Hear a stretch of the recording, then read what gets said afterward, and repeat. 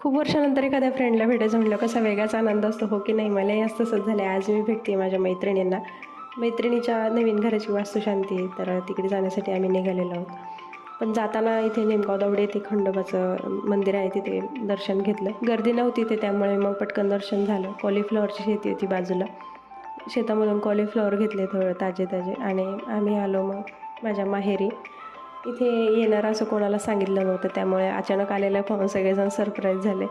आल्यानंतर मग दुपारचं जेवण केलं आणि केस थोडेसे खराब झाले होते माझे, त्यामुळे मग पल्लवीने माझे हेअर स्ट्रेटनिंग केले आणि तिच्याकडे जाण्यासाठी रेडी झालो. भावाने छान अशी पाणीपुरी आणली होती घरी. पाणीपुरीचा आस्वाद घेत घेत गप्पा झाल्या सर्वांसोबत आणि अचानकच त्यानंतर बाहेर पाऊस झाला, त्यामुळे वातावरण थोडंसं खराब झालं होतं.